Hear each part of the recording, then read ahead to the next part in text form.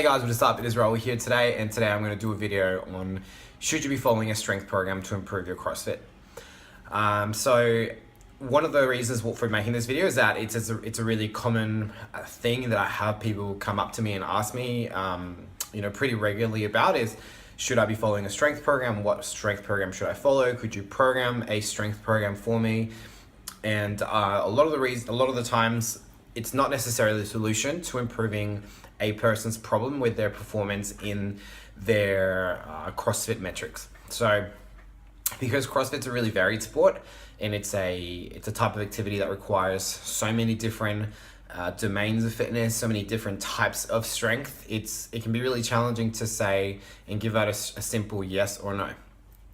Now, before we say whether you need a strength program or you don't need a strength program, what I'd like to give is maybe some insight on different types of strength training protocols, types of strengths that there are, and then maybe you can better decide for yourself or find out which one of those you fall under, and you can try and figure out for yourself whether a traditional strength program is what you need, or you need something a bit more complex or a bit more suited specifically to maybe your actual goals. So I guess a good base place to start is, if you don't know what the CrossFit benchmarks are, they're just basically the traditional CrossFit, original CrossFit named workouts, like all the girls, like, Isabel, Grace, things like Amanda. You can use those benchmarks as a place to know whether you need to get stronger or not. As a baseline, I would have it as a goal that most people try and, at a minimum, if they want to be competitive in this sport, be able to do all of those workouts as prescribed. So you'd look at things like being able to do 135 pound clean and jerk pretty well. You'd be looking at 225 pound deadlifts pretty easily for men, 155 pounds for women. You'd be looking at things like, being able to do, 70 pound snatches. You'd be looking at things like, being able to do rope climbs, keeping pull-ups, ring muscle-ups, dips, all those sort of movements that come up in CrossFit. Now that's going to be the first place to start. Can you do all of those things as prescribed or not? Once you figured out whether you can or you can't, the next thing that I would get you to do is maybe look at, if you graph everything out, are more of the movements that you struggle with weight related, meaning you are moving an outside object or an object that's not your own body, or is it moving your own body? Now, if you find that it's anything with weight in general, whether it's a different weight or your own weight, then maybe, yes, you need to get stronger as a whole, because you obviously are just struggling with any weight being moved in general. But if you find that it's external weights being the issue, then we can start looking at, okay, and in what way does that external load affect your body? Now, what I'm going to talk about is the different types of strength that there are.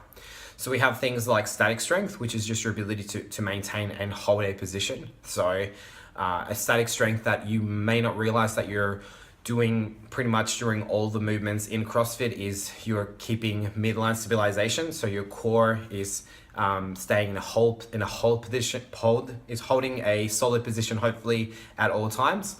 So the better your midline is, which is everything from your neck, shoulders down to your hips, the easier you're going to find yourself being able to move through most workouts. So in a deadlift, it's really important to have good core integrity. In a muscle up, it's really important to have good core integrity. It's going to allow you to snap up over that bar or rings. In a walking lunge, in a clean and jerk, in a shoulder overhead, there's static strength there that needs to be a prerequisite to do lots of these movements. So first, do you need more static strength? So that could be things like, can you do a handstand hold well? Can you do a plank well? Can you support yourself on one leg? Can you just physically hold a load on your body? How far can you walk with a bodyweight farmer's carry? Things like that. The next thing that we would look at is, do you have explosive strength? So is your speed strength up to par with everything that we do in CrossFit? So CrossFit has lots of weightlifting movements, Olympic lifting movements. And something that I know people don't often think about is they try and get stronger through very traditional powerlifting type programs, like things where they, a really popular one would be something like 5-3-1, where we do deadlifts, bench, and squat. But that's a program that doesn't take into account a lot of the time speed strength, which is super important for things like cleans and snatches and jerks, and for box jumps and double unders and a whole bunch of stuff that we do, and all the really short metcons that we do. So is speed strength an issue for you? And one way to test that out would be to, I would get you to maybe try and figure out how high is your box jump in relation to your clean, to your deadlift, for example, right? So if you can't, as a metric, I don't know, if you can't, as a male, if you really struggle clearing something along the lines of 40 inches, and your deadlift is really high, like well over 400 pounds, then you might have an issue of speed strength. So your ability to be explosive off the ground could be an issue. Or if you have something really interesting, like you have a really heavy deadlift, but you have a really low clean, something along the lines of that, where you just haven't developed that ability to be explosive with the weight. A different type of strength that we have is strength endurance. So are you able to, be able to lift a weight continuously over and over again? So that would be things like, in most of the metcons, that's what we need to improve our strength endurance, where they lighter weight. So in context, nothing in CrossFit's actually very heavy. As you progress down the timeline of you becoming stronger and stronger, that will become more and more apparent. None of the weights are crazy heavy, really, like in the world of strength sports, and most of the movements are just being done for very high repetitions. So you need to figure out, do you need more strength endurance? Like, do you need to be able to build an ability for your muscles to be able to tolerate lactic acid better, flush blood through that muscle better, and just support and tolerate pain in general, like through an area. So one thing that I would get you to think about is comparing things like your 1 rep max back squat to your ability to do as many air squats as you can in 2 minutes. So in 2 minutes, you're going to get to your anaerobic threshold of muscle fatigue. You're probably going to go well past it.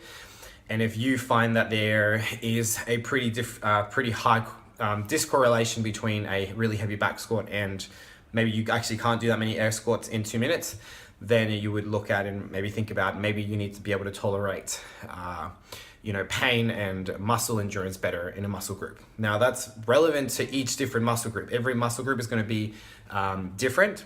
Sorry about that.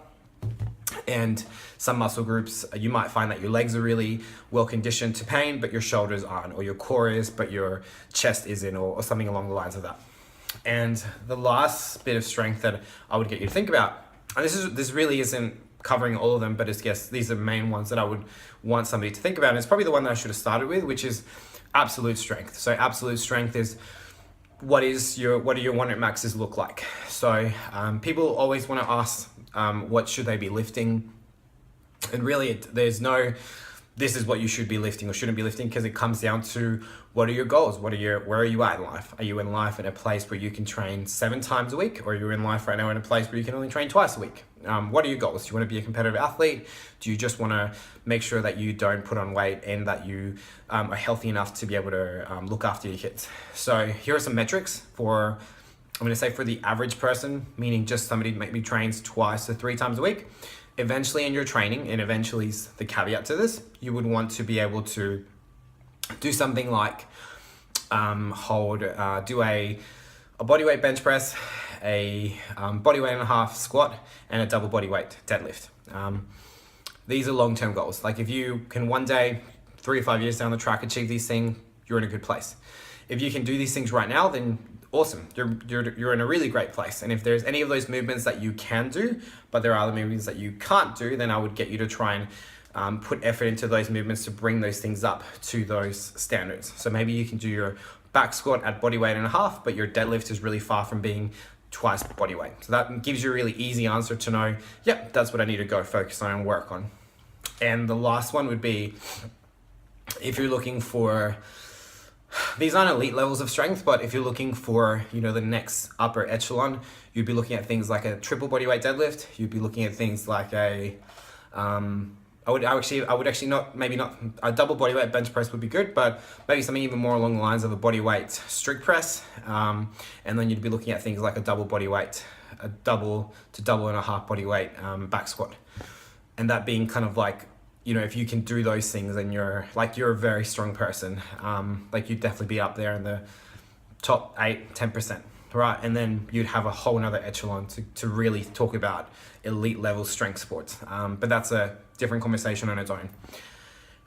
So these are all things to think about. You have absolute strength, speed strength, static strength, in like muscle fatigue and endurance, and you know, external weight being lifted and your own weight being lifted. So these are all things to think about and metrics to try and start looking at to realize, do you need a strength program? Are you actually maybe you are good at all those things. Maybe you actually have really good absolute strength, but maybe you're just missing some speed strength. And if that's the case, then you don't need a traditional 5-through-1 type program. Maybe you have really good weight strength, but you just need more muscle endurance, and that's another reason to maybe not follow a traditional strength program. I hope this video is helpful. I hope it maybe makes you question things more than just answers some questions that people have. You know, so much of training is intellectual, and it's about trying to create thought and create a conversation around all these different topics. And if you need help with anything, just my email's on the video below. I do offer remote programming, so if you are interested in that stuff, give me a call. And if not, hope this was helpful to you, and share it around if you find that it's something that you think somebody else could find valuable. Take care, guys, and peace.